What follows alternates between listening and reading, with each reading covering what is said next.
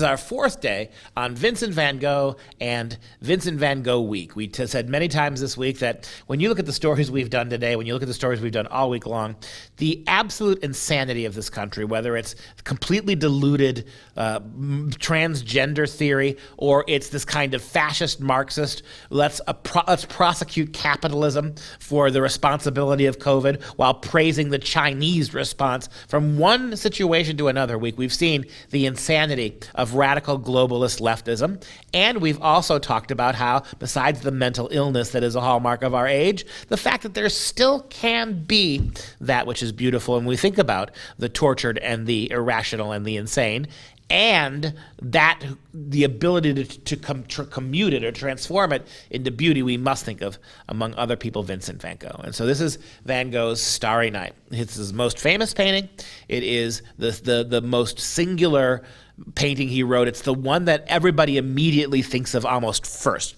It has been endlessly foregrounded in Western culture since he painted it, and with good reason. Of all the beautiful paintings he wrote, this one really is as good or better than any of them. The Starry Night was painted again in that last year of his death. Remember, he died in 1889. In early 1889, he signed himself into an insane asylum, basically, because he was very worried about his mental health. And all he did for that last year of his life is paint. The more he painted, he said, the less likely he was to lose his mind or to become suicidal, which he would take his own life by the end of this year. In the year 1889, some of the paintings that he painted were stunning. We're going to see tomorrow irises. We see here today Starry Night. We talk about paintings like his bedroom in Arles, right? Or some of the other works that he did in this one little year. He painted feverishly, produced canvas after canvas after canvas. Because in his own words, that painting it was, among anything else, that made him human and kept him alive.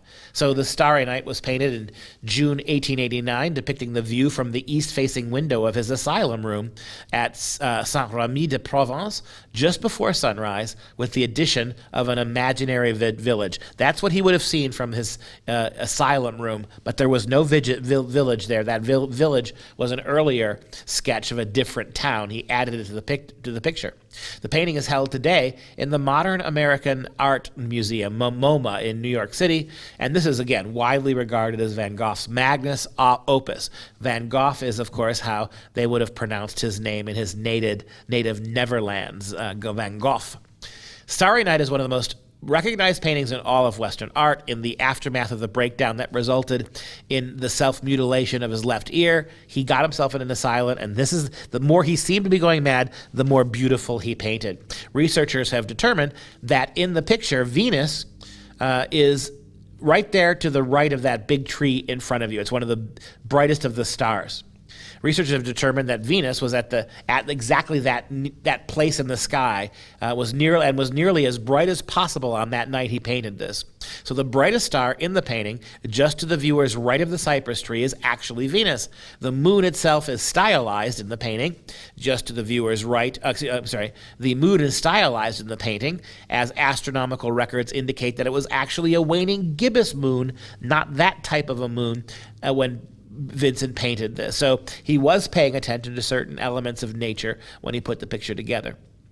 And so what's so beautiful about this painting, among other things, is those swirling, as I think the artist Dan McLean in his beautiful song Starry Night, honoring Vincent Van Gogh, said those swirling clouds and violet haze.